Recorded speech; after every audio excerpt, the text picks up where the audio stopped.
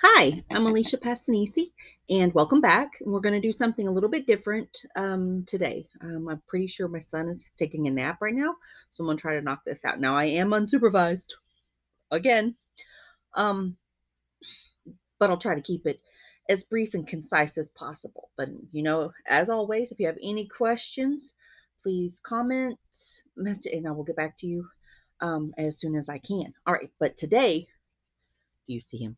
Do you see just how cute he is? Okay. This is what I like to call a felt sculpt, which is the little plushies or whatever. It is using these 9 by 12 felt squares, or you can get the felt by the yard if you're doing like a big project or a whole bunch, which we will most likely be doing closer to Christmas time. Um, but for now, just use those. I do have, I'm not sure if you can really see the color. It's called mint. Um, so for something like this, we're going to need about 3 to 4 sheets of whatever color that you want. You need another sheet for the interior, a little contrast color. And we're going to add like a little tummy and these little feet. So I'm going to use the same color for the tummy as I am for the insides of the feet. So another contrast color. Then we have googly eyes, or you can use buttons. These are little poof balls, the little puffs that you can get from the store. So there's 2 white ones and a little pink one. And of course, yarn. Never yarn. A yarn needle. Where'd it go? Okay. Which a yarn needle is a bigger needle. Make sure it is still pointy on the end. I got this a long time ago and I went to find more yarn needles and they were rounded. So be sure you find one that's sharp to get through the felt and has a pretty wide eye on it. Okay, now this handy dandy tool, because I seem to be a little bit blind. Just a second, let me go find it.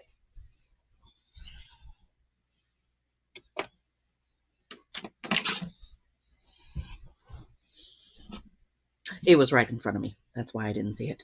Okay, this handy dandy little tool really does help you thread your needle. So poke it through, put the yarn through this little wire loop. I'm not even sure you can see it. Or you can use one of these. Not as successful with these. I like the little wire loop, and pulls it through, and easy peasy, lemon squeezy. All right, and a tape measure. Okay, scissors, a pen, stuff that you should have around the house, except for maybe the felt. You might have to go out and buy the felt and things. But if you have crazy craft items like I did, and you're like, you know what, I'm gonna do something with that. We also use polyfill to fill it with, and some dried corn or dried beans. I put in the feet to kind of weigh them down, so he doesn't go all wobbly and stuff. Right now, you can kind of see him, but he is propped up because he got a little round bottom, and so he's a little wobbly. All right, so we need to make our pattern first. So we're going to get a piece of paper, just like a printer paper, whatever, to make a ball. And it took a lot of trial and error. So we fold our piece of paper in half. I wanted the ball to be about that big around. Let's see, where is it? See, for the body, about that big around. So that's approximately 12 inches. Okay. So half of that, you're going to want it to be about 6 inches long. That's how big his little tummy is. Okay. So on your piece of paper that you fold in half so that it's going to be even, 6 inches marked on either end. It's a little bit over. And I made a little mark with my pencil, which I don't have a pen. Okay, here and here. And then fold that in half to where those 2 points meet. Okay. And then about 2 inches wide. So again, this is in half, so you just want it 1 inch wide. You make your mark and you draw a gentle curve. Okay. And then you will take it. See if I've done that. Okay. Your paper scissors. Do not use fabric scissors for paper. It will dull it faster. So don't do that. Okay, and then you would cut your curve that you drew. And then you'll want to check. Okay, unfold it. You can see that there's a bit of an edge. It's fine. The beautiful part about felt, about using felt, is it's very forgiving, which means if it's slightly off, the cut is slightly askew, it's not going to mess it up because you can always make it up. If it's even a little bit wonkier, you need to draw part of it in, which we'll talk about if it ever comes up as you're stitching. You can do that. Okay, so I just have a little bit of that's going to bother me. Oh, OCD. Okay, so I have for the body, and then you'll repeat that process only a little bit small, about 1.5 inches smaller. Where'd it go? Oh, cheese and crackers. Where did it go? For the head. I made a big old mess already. See, I'm just one of those personalities. Okay, so about 1.5 inches shorter for the head. Okay, you'll repeat the same process. Okay, now I like to mark on there what they go to, what each of the pattern pieces go to, and about how many I'm going to cut, so that I know as I'm tracing them out how many I need to do. Just makes sense. So I have the body and cut 7. To make him, I only use 7. In some of the pieces that I've done in the past, they've been narrower or a different shape, and I've needed 8 to do that. But for this one, only 7. And the same thing for the head. The head, cut 7. Okay, for the ears, again, fold it in half, but we don't need to fold it the other way because the ears have a flat, there it is, a flat bottom, and then come to a point because that's what we want it to look like. Now, whatever size depends on whatever size you want to make it. So you can kind of look at it and see, and like, oh, I want ears this big, I want ears this big. Or you can wait on this process after you have your body and your head done. Then you can look at it and be like, now I want the ears to be like this. So once you have your pattern pieces, I'm getting ahead of myself. Okay, so the ears, did the outer ear, gonna cut 2 pieces, and the inner ear, gonna cut 1 piece. Okay,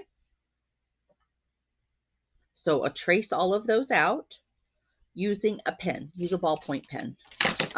If you use a marker, it tends to bleed and get on, like, on your hands, and then gets everywhere. Ballpoint pen makes for a little bit, if you can see it, a little bit of a line, which you just want it just dark enough to be able to see it so you can cut it out, because essentially you're going to be hiding those marks anyway. So you don't want it so thick. So you'll cut out your pieces from all of your body pieces, all of your head pieces, and all of the little accessories.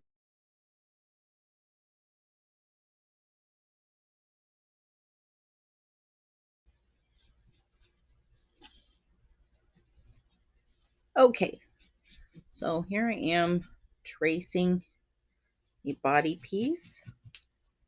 Okay, so it looks like that. And then you'll continue until you get all of the pieces that you need.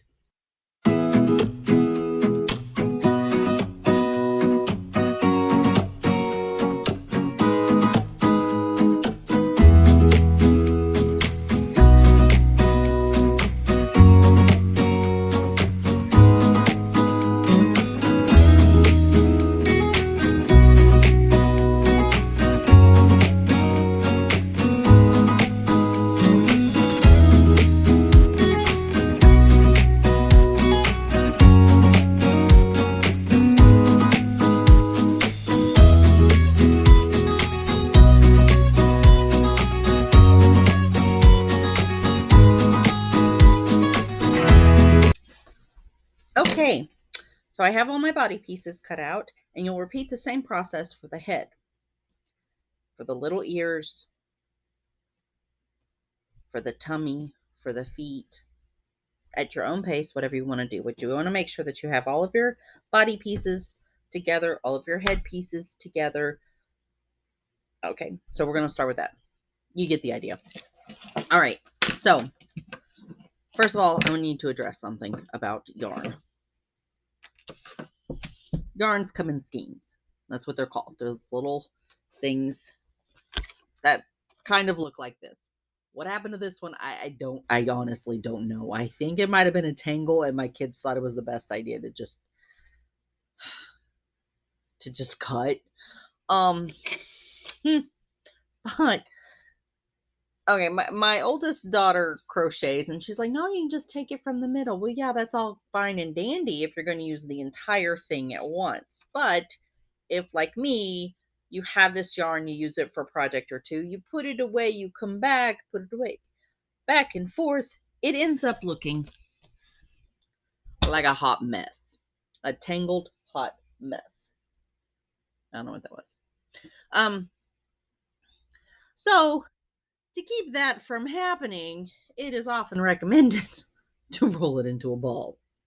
This is a little ball of yarn that all the little kitty cats love to play with. But it keeps your yarn from getting tangled or inadvertently cut and destroyed. Still usable. Just, yeah. Okay. So anyway, for this one, for him, this little guy here, I knocked over, I did use a nice lavender yarn because it would contrast with the mint. Thought it would look really cute. Went with some pastel colors. Again, this is a spring thing. You can use whatever colors you want. There are some projects that I like to use a black yarn so it looks like it's kind of outlined and really enhances kind of a cartoony effect. And I really like that. But on him, I didn't want to do that. I didn't want that stark difference in something supposed to be soft and light and spring. So went with a lavender yarn that I just happened to have. So that's why I was going with it. Okay. So we thread our needle like so. And you can see one end short. It's fine. It needs to be long enough to stay in the needle. And then the long end you'll want to knot. Okay. Now, if you are familiar with sewing at all, then you can fast forward a little bit. Yes, it's a whip stitch. So what we're going to do. Okay. If you don't know what that means, you're about to find out. So you'll take your two pieces. Now, the way that I stitched him, I actually put the seam on the inside, but it's loose enough that you can see the stitching on the outside, okay? Instead of it being where it sticks out, which is also a look, and you can go for if that's what you want.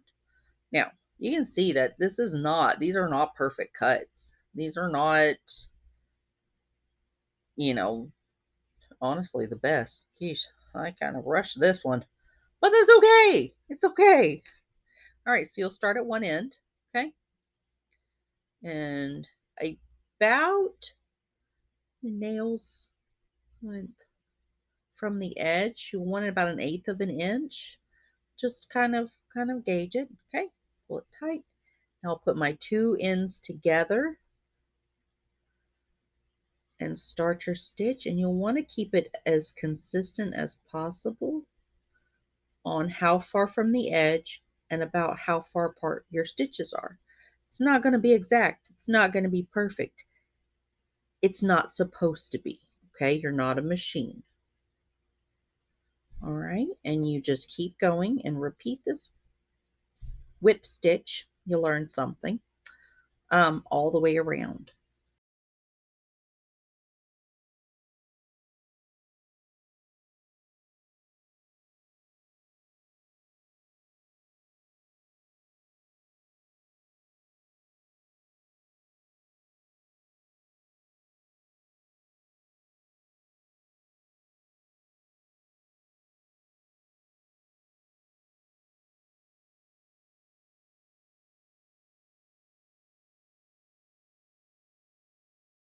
Okay, now sometimes I like to do this, have all my pieces and everything with me, and just kind of be stitching as you're watching TV or whatever when I'm trying to make a project, or little favors and stuff for the kids' birthday parties when they were little. But anyway, a couple of things that I don't know if you noticed going through there. All right, I came to a point where this was staying in there. So you'll want to tug on it and shorten this other string to give you more room to work with on your stitching. Also, sometimes it can be a little bit tight, and you can go back and loosen up your stitches as you go. Beautiful thing about the yarn. If you've messed up, don't worry. You messed up and you need to take a stitch or two out, just undo from your needle and carefully just undo a couple of the stitches. Then thread it back in your needle. Handy dandy needle threader, I'm telling you, it's worth it. It's like a couple of bucks at the most, okay?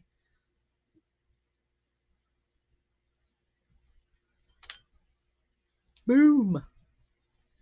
See how fast that was? That was so easy. Looked a little sloppy, but that's okay, that's just me. Then you want to redo your stitches to where you're happy with them, okay? Because it happens, it does. All right, now I have the two pieces together. You want to put your third piece on, okay? This is when I was trying to learn how to scale mail, and they do the beginning thing. I can do the beginning thing, and then they're like, and then repeat the process. I'm like, repeat what? Just a whole bunch of those, and I just did not get it. So I'm gonna have to find somebody who does scale mail and actually show me the second step. Okay, that's why we're going through this, because it frustrates me to no end. Be like, no, what do you mean? What do you mean repeat? So, okay, so I have the end of the one that I did, and I have my new piece, and then we're going to go around it. No big deal. Up near the end. Okay. And then whip stitch your third piece to it. Okay. And you will continue this all the way down, and it's almost like a zigzag. Okay. So when you get to the end of your thread, let's pretend. Let me get a little bit further in. And you're not comfortable with the length of your yarn. You're ready to get a new piece of yarn. All right. So what you'll do, honestly, in this, because these are going to be on the inside, you just make a knot. Okay. You can kind of pull it a little bit tighter than you normally would. Just a little bit. Make your knot. Make a loop. Feed it through a couple of times. Pull it kind of tight. And then you can go back and loosen what you tightened to make your stitches more even, okay? And then you'll cut that off. Get a fresh piece of thread, of yarn, sorry, and knot it and start in on the opposite end, on the opposite side here, and continue whip stitching, and you'll stitch all of them together. It will make a ball. I really feel like I should have made one to show you. Once you get that seventh one in, hi Tony, that's my son. Once you get that seventh one in, you don't want to stitch it all the way up, okay? You will leave an opening. You will turn it right side out. You will stuff it with the fluff, and then you will proceed to carefully whip stitch around, keeping that seam tucked in. So let's take a bit of a break. Just be a moment for you, and I will get this one done so I can show you what I'm talking about. Hi. So while I was away doing this, apparently my camera moved, so I'm sorry. Okay, so I have all 7 of my pieces of my body sewn together, except for a couple of inches there at the last piece. So we'll turn it right side out. Okay, kind of roll my thumb around the seam so that you can kind of see the stitches. Make it nice and full. Okay, and then from here you're going to stuff it. Now, this was suggested to me after I made this, and I was like, oh, wish I had thought of that. And that's weighing the bottom down. So putting some dried beans, dried corn, little plastic pellets if you have it, down at the bottom. So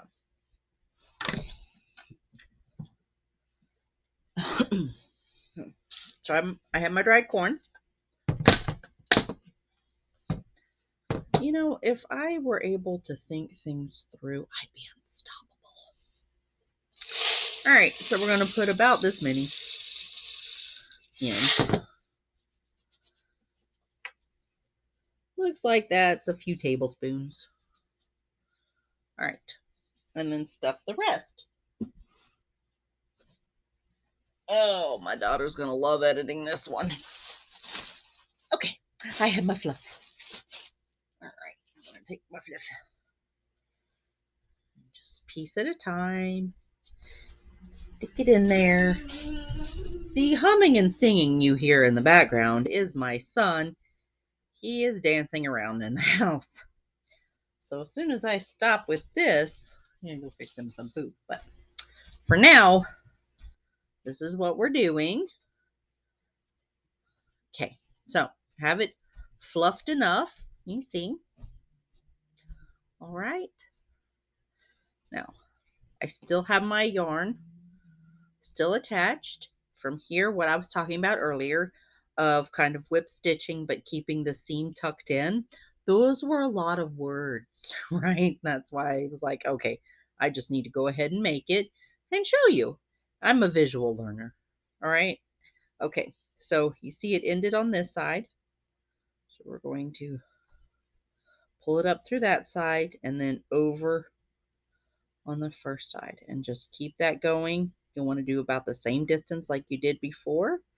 Do a couple of stitches before you pull it tight. Okay. Okay. You see that? Now, before I pull it tight, I'm going to take the end of my needle and underneath and tuck in the edges of the felt and then pull the stitches tight. And that'll tuck in your seam. Okay. And then you just repeat that process all the way to the end. Okay. Again, don't pull it too tight until you are able to get a few done. And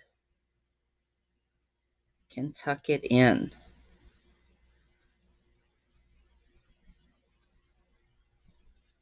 Okay. All right, and once you get up to the end, then we're going to just kind of take our edges. Okay.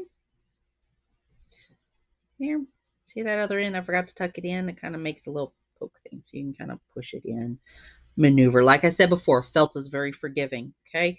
If you have any kind of hole that you're worried about, especially on the bottom where you've got your little corn, then you can take some of your stitching and just kind of go across, zigzag a little bit. No big deal. Just kind of close this up. Okay.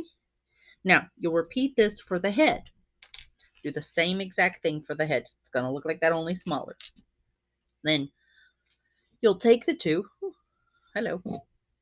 And you will go around, and I don't know if you can see, but kind of zigzag pull in. I lined up my stitches because they're the same amount of pieces for the head and the body. So line up your seams, your lines, and just kind of take a little bit, one piece, a stitch, and a little bit from the body, a little bit from the head, a little bit from the body, a little bit from the head, kind of zigzag around and stitch the head on. Once you have that filled. Now you don't have to put the corn or beans in the head because it doesn't need to be weighed down, just a little tush. Okay. Then the ears, which I did not cut out. So you'll do this. Let me get my corn out of the way before I spill this because I know me. All right. So the ears, Lord, I was going to clean this up. Okay. So I have my ear pattern, and you cut your two pieces of your felt for the ears. Put them, the two pieces. We're going to have to edit this part out, Gwen. Okay. All right. So for the ears, you have your two pieces of your teal. I'm just going to have to do. Okay. So, I know it's only been a few seconds for you, but a lot has happened. So if I repeat myself, I apologize. We're gonna move forward ahead to stop and prep the next step that I thought I had ready, but turns out not even close. So, all right.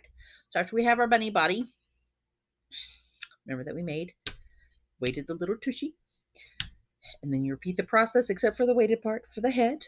Got the head attached. Okay. So we're gonna make our little ears next. All right.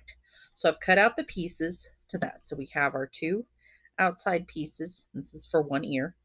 And then our 1 inside piece. So we're going to lay our inside piece on top of one of the sides of the outer piece, like so.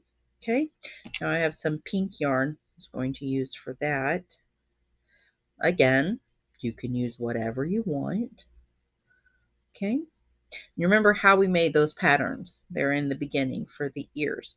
Did the outer ear, which was the ear shape. This was the size I wanted to do. And I put it on the thing, and to do the inner one, this is a different pattern. I did put this, it was folded in half, on another piece of paper that was folded in half, put that on there, traced it, took that away, and then kind of sketched on the inside about approximately. So I get the size close and a lot closer. Okay, so we're going to take with this overlay one, we're going to put it first into the pink. Okay, and you see that? And then I'm going to tuck the end after the knot under so that it's hidden away inside the inner part of the ear. And then we're going to go do this. So we've got, again, we're stitching about the same width and a little from the edge. And then got into the pink and then just outside the pink. Okay, back under, approximately the same width, up through and just outside the pink. And then you'll repeat that all the way around. You want to make sure that your interior ear doesn't shift too much. Because as you go, if you're not paying attention, it can shift and be in the wrong spot. And then you got to take your stitches out and kind of start over. And that is no fun, especially when your hands start to hurt.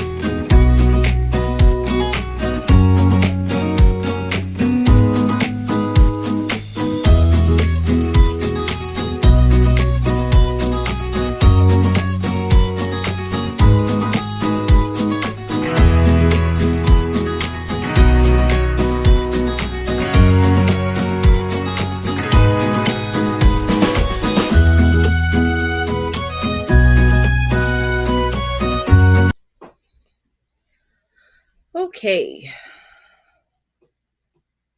so I have my insert stitched on. It's the top stitching there. Like always, gonna knot it. Pardon the background noise. It's fine. It's fine. I'm gonna try to knot it. Jeez. Sometimes you notice that I like lifted it up and had it kind of hang for a little bit, because some yarns are worse about this than others. And as you're stitching, it comes like unraveled, and so you just let it go and it'll spin back to the way it's supposed to. It's crazy.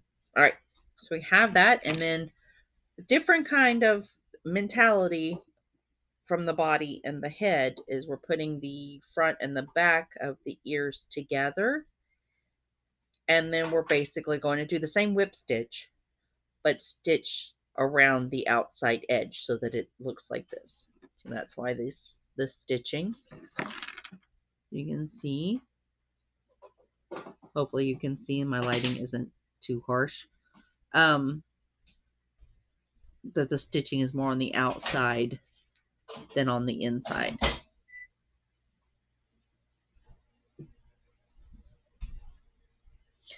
So once that is all done, which my hands are hurting, so I'm not going to show that, you just can imagine. Okay, then we'll take what else we will need, which I almost forgot, so I had to go and get them.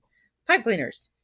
So we'll take our pipe cleaner and fold it in half, kind of make a point, and stick it in the ear that is already sewn up. My God, she's making so much noise.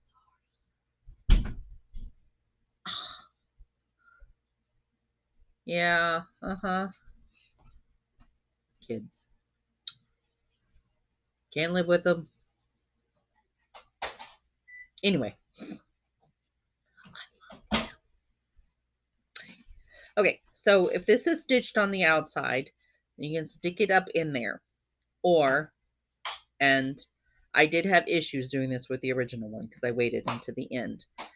You could always try, if you think that you are nimble enough, and have your pipe cleaner already like laid into it, because it's felt and it'll kind of stick together, and then hold it together. And if you have straight pins and you want to use your straight pins, using straight pins on this can also distort the felt so you don't get it lined up properly, but maybe you can stitch around it with it still in place.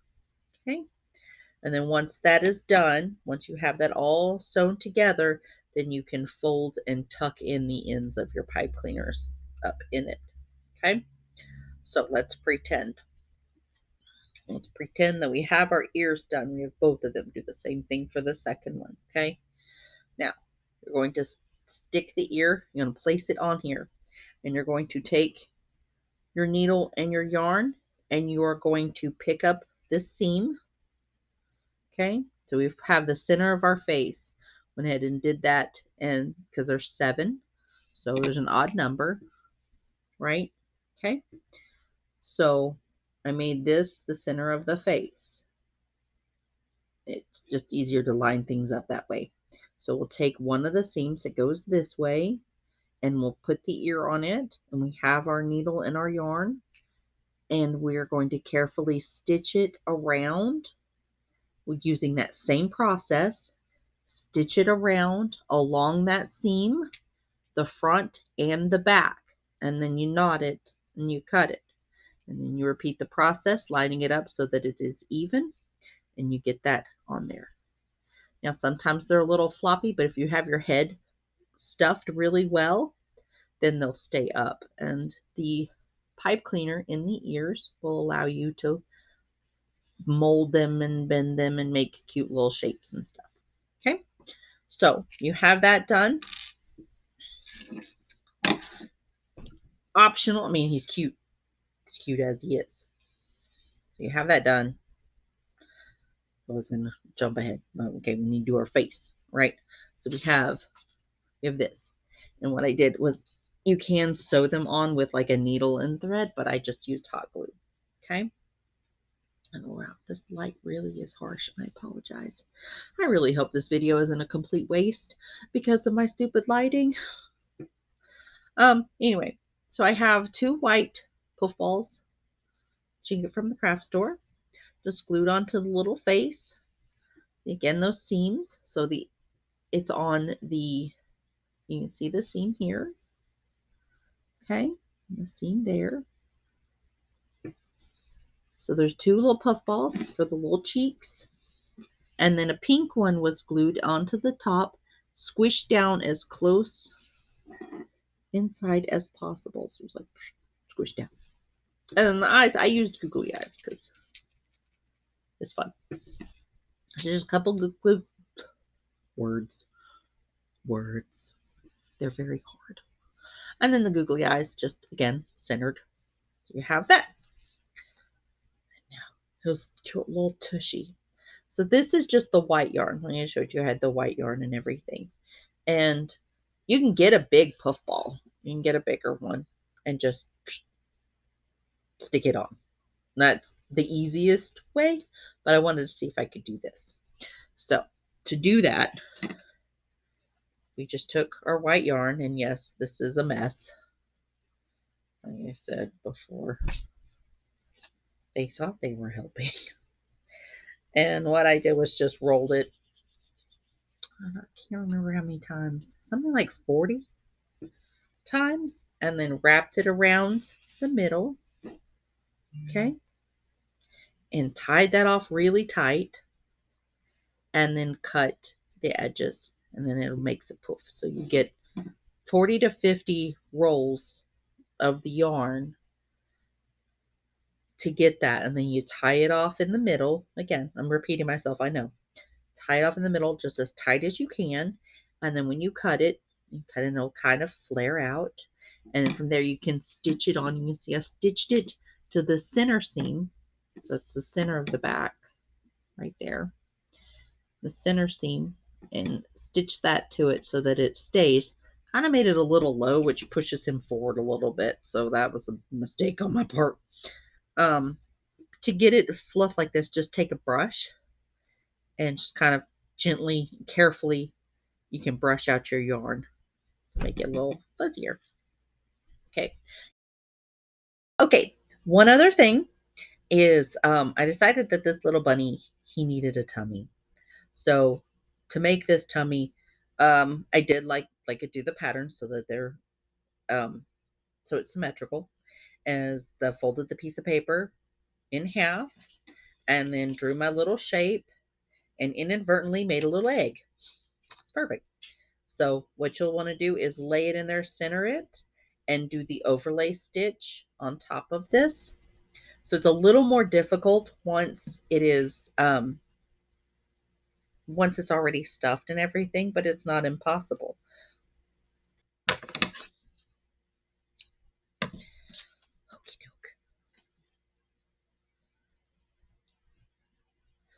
doke. I would show all of the stitching, but my hands are starting to hurt really bad.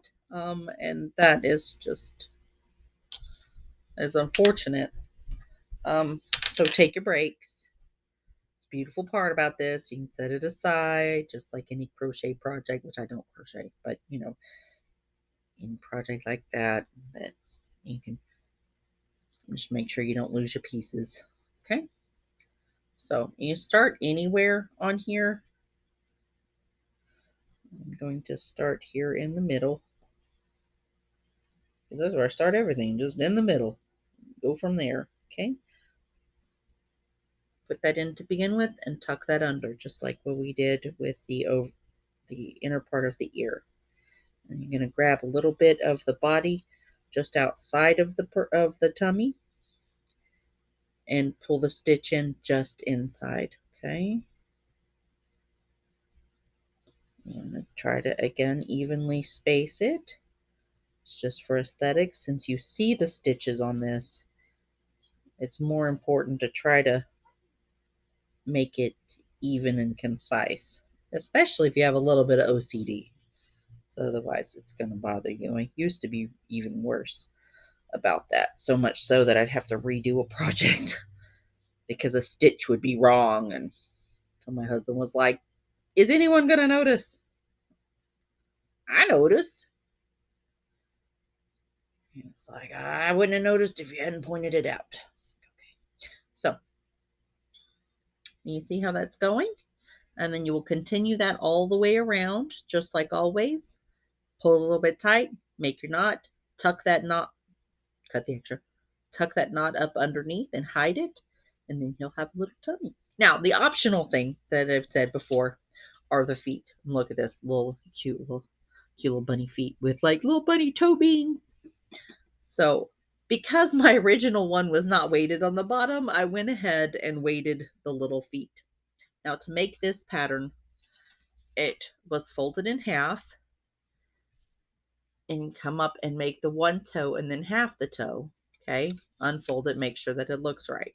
All right, now for the placement and the size of the little toe beans, I have my piece of paper folded in half. Okay, and put that on there. I don't know if you can see. Okay, and trace around it. Okay, have that trace. Can you see? Can you see? Lighting. Ah, maybe we can get that.